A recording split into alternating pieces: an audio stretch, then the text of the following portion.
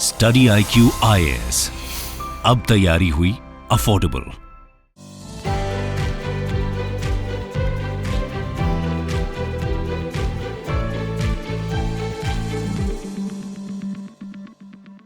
नमस्कार दोस्तों, स्वागत है आप सभी का स्टडी IQ में। मैं हूं आपका दोस्त राहुल सायगांवकर। दोस्तों, आज हम लोग एक बहुत ही जरूरी विषय पर चर्चा करने वाले हैं जो जुड़ा हुआ है क्लाइमेट चेंज के साथ। देखिए, यूपीएससी सिविल सर्विसेज का आप पिछले 10 साल का पेपर, मेंस का पेपर देखिएगा, पेपर 3, जीएस पेपर 3, कम से कम एक सवाल तो आपको क्लाइमेट चेंज पे मिलेगा ही मिलेगा। अलग अलग डायमेंशंस, अलग अलग एंगल्स को कवर करते हुए सवाल आते हैं। तो आज हम लोग चर्चा करने वाले हैं क्लाइमेट चेंज के बारे में। क्लाइमेट चेंज एक रियलिटी बन चुकी है। क्लाइमेट चेंज के एडवर्स कॉन्सिक्वेंसेस सभी देशों को पता चल चुके हैं। इसीलिए सभी देशों ने 2015 में पेरिस क्लाइमेट अग्रीमेंट को फाइनलाइज किया था 2015 में। और 2015 में पीसीए के तहत, पेरिस क्लाइमेट अग्रीमेंट के तहत, सभी देश, डेवलप्ड कंट्रीज हो या फिर डेवलपिंग कंट्रीज हो या फिर लीस्ट डेवलप कंट्री हो, वो अपने अपने INDCs सबमिट करेंगे, यानी कि इंटेंडेड नेशनली डिटरमाइंड कॉन्ट्रीब्यूशंस या फिर NDC, नेशनली डिटरमाइंड कॉन्ट्रीब्यूशन, यानी कि हमारी तरफ से हमारा कॉन्ट्रीब्यूशन क्या होगा क्लाइमेट चेंज से लड़ने के लिए, क्लाइमेट चेंज के इंपैक्ट्स को मिटिगेट करने के लिए, क्लाइमेट चेंज से आने वाले बदलाव से अडेप्ट करने के लिए हमारी तरफ से क्या कॉन्ट्रीब्यूशन होगा, ये सबमिट करना था। सभी देशों ने सबमिट किया हुआ है। इंडिया ने भी 2015 में अपने NDCs सबमिट किए थे। कुछ टारगेट्स भी सबमिट किए थे हम लोगों ने। लेकिन अभी ये डिस्कशन हो क्यों रही है?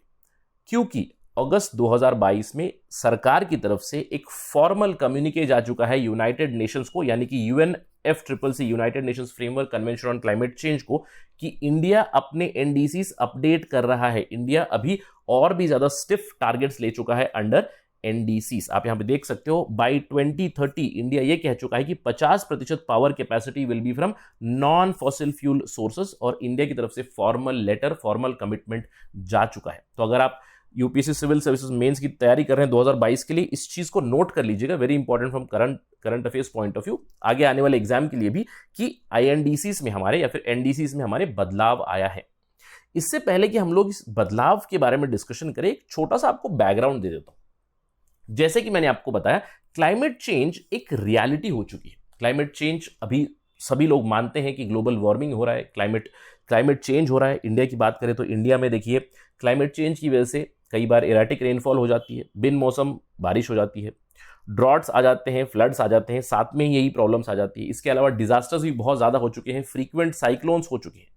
इंडिया नहीं, दूसरे देश भी इसको समझ चुके हैं और इसको लोगों ने एक्नॉलेज किया, यानी कि कंट्रीज ने एक्नॉलेज किया। UNFCCC बना 1992 में। अब UNFCCC में यही हमेशा नेगोशिएशन होती है कि कौन इसके लिए जिम्मेदार है। देखिए, यहां पे एक प्रिंसिपल फॉलो किया जाता है CBDR का, कॉमन बट डिफरेंशिएटेड रिस्पॉन्सिबिलिटीज। ये क्यों होता है? पूरे विश्व में अगर हम लोग बात करें, कुछ डेवलप्ड कंट्रीज है, बहुत से डेवलपिंग कंट्रीज है, बहुत सी लीस्ट डेवलप्ड कंट्रीज है। अब डेवलपिंग कंट्रीज और लीस्ट डेवलप्ड कंट्रीज का आर्गुमेंट ये होता है कि जो क्लाइमेट चेंज हो गया, ग्लोबल वार्मिंग हो रहा है, ये क्यों हो रहा है? Because of the green house gases. और ग्रीन हाउस गैसेस हिस्टोरिकली पहले कौन एमिट कर चुका है? अब प्रेडोमिनेटली हम लोग CO2 की बात करें तो किसने इसको एमिट किया है? डेवलप कंट्रीज, जहां पे भी इंडस्ट्रियल रेवोल्यूशन पहले आया था, उन्होंने एनवायरनमेंट के बारे में नहीं सोचा, क्लाइमेट चेंज के बारे में नहीं सोचा, ग्लोबल वार्मिंग के बारे में नहीं सोचा, कोयला जलाया, फॉसिल फ्यूल्स जलाया, और उसी कोयले के ऊपर, उसी जली हुई चीज के ऊपर हम कह सकते हैं उनकी इकोनॉमी उन्होंने बिल्ड कर दी। अब उन्होंने अपनी इकोनॉमी तो बिल्ड कर ली, डेवलप्ड नेशंस बने, लेकिन पूरे विश्व में उन्होंने एक ग्लोबल वार्मिंग की और क्लाइमेट चेंज की प्रॉब्लम दे दी। स्पेशली 1700s के बाद ब्रिटेन से शुरू हुआ, Europe, United states of America, जो भी डेवलप कंट्रीज है, तो उनकी जो GDP है, black GDP, that is by burning fossil fuels. तो इसीलिए हमेशा ये नेगोशिएशन होती है कि रिस्पॉन्सिबिलिटी डेवलप कंट्रीज की ज्यादा होनी चाहिए। अभी जो डेवलपिंग कंट्रीज है वो धीरे धीरे डेवलप हो रहे हैं, तो फॉसिल फ्यूल टेक्नोलॉजीज वो इस्तेमाल करके डेवलप करने की कोशिश कर रहे थे, और यहां पे सभी देश मिलकर कह रहे हैं कि CO2 अब कम करें, it would be a problem, right? तो इसीलिए CBDR के प्रिंसिपल के ऊपर UNFCCC के तहत क्योटो प्रोटोकॉल आया इवेंचुअली 1997। तो उस क्योटो प्रोटोकॉल में CBDR का प्रिंसिपल फॉलो किया गया, टारगेट्स दिए गए, डेवलप कंट्रीज के लिए टारगेट्स, डेवलपिंग कंट्रीज के लिए थोड़ा सा weak targets, least develop countries के लिए उससे भी ज्यादा वीक टारगेट्स। 1997 में क्योटो प्रोटोकॉल फॉर्मलाइज हुआ, लेकिन 2005 में वो आया, इफेक्टिव हुआ। 2005 से लेकर 2020 तक क्योटो प्रोटोकॉल के ही टारगेट्स फॉलो किए गए। लेकिन अब एक चर्चा शुरू हुई स्पेशली डेवलप कंट्रीज में कि जो डेवलपिंग कंट्रीज है स्पेशली इंडिया और चाइना, यहां से भी बहुत ज्यादा कार्बन डाइऑक्साइड अभी एमिट हो रहा है और अगर ये कंटिन्यू होता रहा तो कोई कितना भी कंट्रीब्यूट कर ले तो उसका फायदा नहीं होगा, एवरीबडी विल सफर। इसीलिए डेवलप कंट्रीज ने यह डिमांड करना शुरू कर दिया कि जो भी अगली टारगेट्स होगी, जो भी अगली कमिटमेंट होगी, वहां पे सभी का कंट्रीब्यूशन होना चाहिए। इसीलिए 2015 में जब पेरिस क्लाइमेट एग्रीमेंट फाइनल हुआ, और आपको ध्यान रखना है पेरिस क्लाइमेट एग्रीमेंट के जो टारगेट्स आएंगे those targets would be from 2020 plus, यानी कि 2020 के बाद ये अप्लाई होना शुरू हो जाएंगे, जो भी कंट्रीब्यूशन भी रहेंगे आफ्टर 2020। तो 2015 में फाइनलाइज हुआ क्योंकि 2020 तक तो क्योटो प्रोटोकॉल ही चला, उसके कमिटमेंट ही चले, उसके आगे वाली चीज है पेरिस क्लाइमेट एग्रीमेंट, जिसके अंदर सभी देशों को अपना अपना योगदान करना पड़ेगा थ्रू आईएनडीसी। आई होप कि आपको समझ में आ गया कि आईएनडीसी है क्या। तो इंडिया ने भी अपना आईएनडीसी दिया था और अभी 7 साल बाद अपने आईएनडीसी को इंडिया ने अपडेट किया है। तो इस वीडियो में हम लोग समझेंगे कि ये अपडेटेड आईएनडीसी है क्या और अपडेट हम लोगों ने क्यों किया है। साथ ही साथ इस डिस्कशन के अंत में ये भी बात करेंगे कि जो भी हम लोगों ने टारगेट्स बताए हैं अगले 10 सालों में, जो अचीव करने की टारगेट्स हम लोगों ने बताए, क्या हम लोग वो अचीव कर पाएंगे, इसके ऊपर भी चर्चा चलेगी। तो ये सारी चीजें आपको पता चलेगी इन दिस पर्टिकुलर वीडियो। समझने के लिए मेरे साथ बने रहिए on study IQ till the very and. और आपको ये भी ध्यान रखना है, अगर आप एग्जाम की प्रिपरेशन कर रहे हैं तो आखिरी दिन है, रिमेंबर अगस्त 31 एडमिशन क्लोज हो रहे हैं फाउंडेशन बैच 4 के, कुछ ही घंटे बचे हैं, तो जल्द से जल्द एनरोल कीजिएगा फॉर दिस पर्टिकुलर कोर्स। आप जानते हैं कि this foundation batch is a one stop solution for your GS prelims as well as mains needs. हर एक मॉड्यूल समाप्त होने के बाद एमसीक्यू प्रैक्टिस होगी, हर एक मॉड्यूल समाप्त होने के बाद आंसर राइटिंग प्रैक्टिस होगी, आपको 1-to-1 मेंटरशिप भी मिलेगी, यानी कि आपके साथ एक मेंटर हमेशा रहेंगे टिल योर प्रिपरेशन जर्नी। और ये सारी चीजें आपको मिलेंगी ओनली फॉर 18,999। इसी प्राइस में आपको प्रीलिम्स की टेस्ट सीरीज भी इंक्लूडेड रहेगी। ऑल्दो कंपनी प्राइस हायर है, अगर आप कोड इस्तेमाल करोगे Rahul live, you will get this entire course for 18,999। So do not forget to enrol. चलिए चर्चा पे वापस चलते हैं। जैसे कि मैंने आपको बताया, भारत सरकार ने 26 अगस्त 2022 को फॉर्मली लेटर भेजा, फॉर्मली यूनाइटेड नेशंस को लेटर भेजा, जहां पे हम लोगों ने अपडेट किए हमारे एनडीसी, राइट, इंटेंडेड छोड़ दिया, तब भी नेशनली डिटरमाइंड कंट्रीब्यूशन हमारी तरफ से ये कंट्रीब्यूशन रहेगा, राइट। तो एनडीसी का जो पीरियड कवर होगा 2030 तक के हम लोगों ने टारगेट दिए हैं, लेकिन हमारा लॉन्ग टर्म पर्सपेक्टिव व्यू ये है कि 2070 तक नेट जीरो हम लोग अचीव कर देंगे, यानी कि जितना CO2 एमिट हो रहा है उतना CO2 हम लोग कैप्चर भी कर लेंगे। इस तरह का हमारा टारगेट है to achieve net zero by 2070। और इनफैक्ट इस चीज को कैबिनेट ने इस महीने की शुरुआत में ही अप्रूव किया था, यानी कि अगस्त महीने की शुरुआत में अप्रूव किया था। फाइनली ये जो अभी हमारी आईएनडीसीज है वो अभी कम्युनिकेट हो चुके हैं टू द यूनाइटेड नेशंस, या कि फुल एंड फाइनल हो चुका है। तो सबसे पहले हम लोग समझते हैं कि हमारे 2015 का जो एनडीसी था वो क्या था, क्योंकि जब तक हम लोग 2015 को रिकैप नहीं करेंगे, अभी 2022 वाली एनडीसी को हम लोग कंपेयर कैसे करेंगे। देखिए 2015 में जो हमारी पेरिस क्लाइमेट एग्रीमेंट के अंडर एनडीसी थी, उसके अंदर 8 इंपॉर्टेंट पॉइंटर्स थे, 8 इंपॉर्टेंट एरियाज। सबसे पहला एरिया था कि लाइफस्टाइल इंडिया में सस्टेनेबल करेंगे। इकोनॉमिक डेवलपमेंट तो होनी ही होनी है, लेकिन उस इकोनॉमिक डेवलपमेंट को हम लोग क्लीन करेंगे, यानी कि ग्रीनर इकोनॉमी की तरफ मूव होगा इंडिया। इसके अलावा हम लोगों ने 3 टारगेट्स भी दिए थे कि एमिशन इंटेंसिटी हम लोग रिड्यूस करेंगे in percentage of GDP, share of fossil fuel based electricity, यानी कि एनर्जी फॉसिल फ्यूल बेस से कम होगी, नॉन फॉसिल फ्यूल बेस ज्यादा होगी, इसके भी टारगेट दिए थे। कार्बन सिंक, यानी कि फॉरेस्ट कवर हम लोग ज्यादा बढ़ाएंगे, CO2 कैप्चर और सिक्वेस्ट्रेशन के लिए फॉरेस्ट की मात्रा बढ़ेगी। इसके अलावा क्लाइमेट चेंज से अडेप्टेशन के लिए भी हम लोग मेजर्स लाएंगे। क्लाइमेट फाइनेंस को मोबिलाइज करेंगे, किस तरह क्लाइमेट बेस्ड टेक्नोलॉजीज, किस तरह नई टेक्नोलॉजीज हम लोग लाएंगे, क्लीनर ग्रीनर टेक्नोलॉजीज, इसके ऊपर भी हमारा एक फोकस था। इसके अलावा टेक्नोलॉजी ट्रांसफर और कैपेसिटी बिल्डिंग के बारे में भी कई सारी बातें की थी हम लोगों ने आईएनडीसी 2015 में। और ये जो हमारा एनडीसी बना था, और आईएनडीसी, प्लीज नोट, आईएनडीसी और एनडीसी जब भी मैं बताऊंगा तो both are same, nationally determined contribution, intended nationally determined contribution. तो जब भी ये प्रिपेयर होता है तो यहां पे हमें अपने नेशनल सर्कमस्टेंसेस को और हमारे जो प्रिंसिपल्स है उसको फॉलो करना होता है। तो हमारी जो एनडीसी बनी है, पहले भी जो बनी थी, अभी भी जो बनी है, वहां पे हमारे देश से क्या बन सकता है हम लोगों ने ये टारगेट दिया है। इसके अलावा CBDR और रेस्पेक्टिव कैपेबिलिटीज जो प्रिंसिपल है उसको भी फॉलो करते हुए हम लोगों ने ये आईएनडीसी दिया था।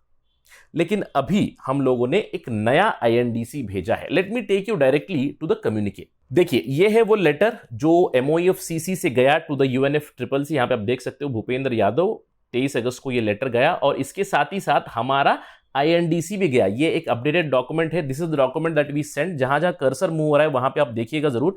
4 पेज का डॉक्यूमेंट है। अगर आपको चाहिए, I will share it on my Telegram channel @RahulSai222। अगस्त 2022 में सबमिट हुआ है। तो यहाँ पे कुछ पॉइंटर्स है। इस बार भी हम लोगों ने 8 पॉइंटर्स पुट किए हैं। आप देख सकते हो यहाँ पे पॉइंट 1, पॉइंट 2, कुछ नए टारगेट्स भी हम लोगों ने दिए हैं, राइट, कि हम लोग अडेप्टेशन करेंगे। जो पुराने टारगेट्स थे वो भी है, कैपेसिटी बिल्डिंग के बारे में बात की है, ये सारी चीजें भी जा चुकी हैं। तो this has been communicated completely. आप ये यूनाइटेड नेशंस की वेबसाइट पे भी देख सकते हो। अब सवाल ये उठता है कि मेन बदलाव एनडीसी 2015 और एनडीसी 2022 में क्या है। बदलाव को देखने से पहले एक और सवाल का जवाब देते हैं कि ये बदलाव हुआ क्यों है, व्हाई द चेंज। देखिए, इंडिया ने जो भी एनडीसी 2015 में टारगेट्स दिए थे, कहीं ना कहीं उसको अचीव करने की राह पे थे हम लोग। कुछ टारगेट्स हम लोगों ने अचीव भी किए थे। इनफैक्ट ये कहा जा रहा था कि India is the only G20 nation to meet its climate goals. 2021 में ही ये बताया कि हम 2030 तक अपने गोल्स अचीव कर लेंगे, जो भी हम लोगों ने गोल्स अनाउंस किए थे। इसके अलावा आपको याद होगा कि नवंबर 2021 में कॉन्फ्रेंस ऑफ पार्टीज हुई थी UNFCCC की ग्लासगो में, जहां पे प्राइम मिनिस्टर नरेंद्र मोदी ने अनाउंसमेंट की थी पंचामृत की। COP26 में 5 पॉइंटर्स उन्होंने बताए थे कि that India will reach non fossil fuel energy capacity of 500 gigawatts by 2030। India will fulfil 50% of its energy requirements from the renewable energy itself, ये भी बताया था। इसके अलावा हम लोग हमारी कार्बन एमिशन को रिड्यूस करेंगे बाय 2030। कार्बन इंटेंसिटी को रिड्यूस करेंगे more than 45% compare to 2005 level. इसके अलावा नेट जीरो का भी टारगेट दिया था बाय 2070। ये पंचामृत अनाउंस किया था ग्लासगो COP में प्राइम मिनिस्टर नरेंद्र मोदी ने। अब इसी के चलते इंडिया ने फॉर्मली कुछ चीजें इस पंचामृत से, आपको ध्यान देना है, सारी की सारी चीजें नहीं, प्लीज रिमेंबर, पंचामृत और आईएनडीसी में अंतर है, प्लीज रिमेंबर दिस। पंचामृत में से कुछ पॉइंटर्स हम लोगों ने अपडेट कर दिए हमारे एनडीसी में। अब क्या हुआ है देखिए, 2015 में हमारे 3 टारगेट थे। क्या टारगेट था? पहला टारगेट था कि हम लोग हमारी emissions intensity of GDP reduce करेंगे 33 से 35% तक एज कंपेयर टू 2005 लेवल। अब इस 33% को इंडिया ने बढ़ाकर 45% कर दिया, यानी कि हम हमारी एमिशंस इंटेंसिटी रिड्यूस करेंगे to 45%।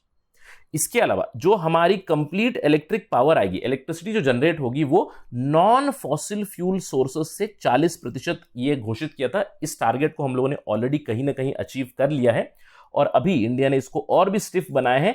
50% of India's electricity would come from non fossil fuel based resources, और ये पंचामृत में भी अनाउंस हुआ था। इसके अलावा जो तीसरा टारगेट था, इसमें कोई छेड़खानी नहीं की गई, लेकिन एक और नई चीज अनाउंस हुई है इस बार, of the sustainable lifestyle promotion. यहां पे लाइफ को डिफाइन किया गया, लाइफस्टाइल फॉर एनवायरमेंट। यहां पे अवेयरनेस क्रिएट की जाएगी, वेयर इंडिविजुअल्स इन इंडिया यहाँ पे एनवायरमेंट की बेसिस के ऊपर लाइफस्टाइल को हम लोग प्रमोट करेंगे, ये भी अनाउंस किया गया। ऑलराइट, तो ये है अंतर हमारे आईएनडीसी में। मैंने आपको आईएनडीसी भी दिखाया, अगर आपको देखना है तो आप सारे के सारे पॉइंटर भी पढ़ सकते हो, बट मोर और less are quite similar. But सिर्फ टारगेट बदला है एमिशंस इंटेंसिटी का फ्रॉम 33, 35 टू 45 और 50% of non fossil fuel based energy. Alright, इसको ध्यान रखिएगा एग्जाम के दृष्टिकोण से। अब सवाल ये उठता है कि कुछ चीजें, अब एग्जाम में आपको एक क्वेश्चन आ गया जहां पे आपको ये बताया गया कि इंडिया ने अपडेट किए हैं अपने एनडीसी, और भी क्या कर सकता है इंडिया, या फिर एनडीसी जो हम लोगों ने भेजा है उसको अगर हम क्रिटिकल एनालाइज करना है तो कैसे करेंगे। कुछ ऑब्जर्वेशन हम लोगों ने की है यहाँ पे, जो हम लोगों ने एनडीसी सबमिट किए हैं उससे। पहला ये है कि जो पंचामृत में 5 पॉइंटर अनाउंस किए गए थे, सारे पांचों के पांचों पॉइंट इस एनडीसी में नहीं है। इसको आपको ध्यान रखना है, प्लीज रिमेंबर। एंड पंचामृत में यहां पे बताया गया था कि non fossil fuel energy 500 gigawatts होगी, ये अनाउंस किया था, लेकिन ये एनडीसी में इंक्लूड नहीं किया गया। इसके अलावा नेट जीरो तो लॉन्ग टर्म टारगेट है, to some extent we can understand that, but not all the Panchamrit promises have been put into NDC। इसके अलावा जो 500 गीगावाट वाला पॉइंटर है वो इंक्लूड नहीं किया गया, non fossil fuel based energy वाला। इसके अलावा सेक्टर स्पेसिफिक एमिशन रिडक्शन कोई बताई नहीं गई, इसके ऊपर ध्यान रखना है। लेटर में भी इनंसिएट किया गया कि इंडिया किसी भी सेक्टर से जुड़ा हुआ अभी टारगेट नहीं ले रहा है। इसके अलावा एक बहुत ही अच्छी ऑब्जर्वेशन है कि लाइफ को इंक्लूड किया गया, यानी कि लाइफ फॉर एनवायरमेंट, तो इसको इंक्लूड किया कि काफी अच्छी चीज है। तो एज अ सजेशन आप क्या बता सकते हो एनडीसी में और क्या होना चाहिए था कि पंचामृत के जो प्रोमिसेस थे वो कहीं ना कहीं हम लोग इंक्लूड कर सकते थे, तो आगे चल के कहीं ना कहीं हम लोग 2030 के बाद शायद, या फिर जब भी हम लोग अगली बार अपडेट करेंगे तो शायद सेक्टोरल टारगेट्स भी इंडिया ले 2035 2040 तक। So but these can become suggestions for you in your answer writing. अब सवाल ये उठता है कि हम लोगों ने टारगेट तो बदल दिए, क्या टारगेट हम लोग अचीव कर पाएंगे? It looks quite stiff. अभी फिलहाल अगर हम लोग बात करें, India is actually set to miss its 2020 solar target. आपको पता है कि नेशनल सोलर मिशन चल रहा था। नेशनल सोलर मिशन के तहत 2022 तक इंडिया को 100 गीगावाट इलेक्ट्रिसिटी प्रोड्यूस करनी थी फ्रॉम सोलर सोर्सेस इटसेल्फ, लेकिन हम लोग अपना टारगेट मिस आउट करेंगे by December according to a report, and that gap would be around 27%, which is quite high. Alright, in fact अगर हम लोग बात करें इंडिया इसको अचीव कर पाएगा या नहीं, let us directly go to the power ministry, जहां पे हम लोग देखते हैं कि इंडिया की क्या परिस्थिति है आज विद रिस्पेक्ट टू पावर। देखिए, ये है government of India ministry of power की वेबसाइट। यहां पे आप देख सकते हो power sector at a glance. 20 जुलाई 2022 को ये अपडेट हुई थी। 30 जून 2022 तक इंडिया की इंस्टॉल्ड कैपेसिटी कितनी थी? तो ध्यान दीजिएगा, इंडिया का total installed capacity is about 403 gigawatt. 403 gigawatt हमारी इंस्टॉल्ड कैपेसिटी है। उसमें से अगर आप ध्यान दें यहां पे फॉसिल फ्यूल बेस्ड कितनी है? Fossil fuel based 58% fossil fuel based है हमारी अभी भी एनर्जी रिक्वायरमेंट। अब यहां पे आप देख सकते हो कोल से आती है 50%, यानी कि 204 गीगावाट अभी भी कोल से आती है इंडिया में। लेकिन इंडिया ने अपना टारगेट क्यों बढ़ाया? यहां पे आपको पता चलेगा, हमारा जो रेस्ट है including hydro electric power, it is about 1,59,949 megawatt, यानी कि 159 अप्रोक्सीमेटली 160 गीगावाट हमारा जो है वो non fossil fuel based energy source है, विच इज क्लोज टू 39%। यानी कि हम लोग ऑलरेडी जो 40% का टारगेट है वो अचीव कर चुके थे। इसीलिए हम लोगों ने स्टिफ टारगेट लिया है that we will reach one step ahead, यानी कि 50% तक का हमारा टारगेट बना दिया है। लेकिन इसमें अगर आप थोड़ा सा ध्यान दोगे सोलर के ऊपर, I want to take your focus on solar. हमारा टारगेट था 2022 तक सोलर एनर्जी कैपेसिटी बढ़ाने का 200 मेगावाट, और आज यानी कि जून खत्म होने तक 57 गीगावाट, अप्रोक्सीमेटली 58 गीगावाट के आसपास हम लोगों ने बना दिया है। यानी कि अभी भी 42 गीगावाट का शॉर्टेज है। यानी कि आने वाले 6 महीनों में क्या हम लोग 42 गीगावाट इंस्टॉल कर पाएंगे? Perhaps not. जिस रिपोर्ट के बारे में हम लोगों ने पहले भी चर्चा की थी, उसने बताया कि 27 गीगावाट का एक शॉर्टेज जरूर आएगा। So it is still a stiff target.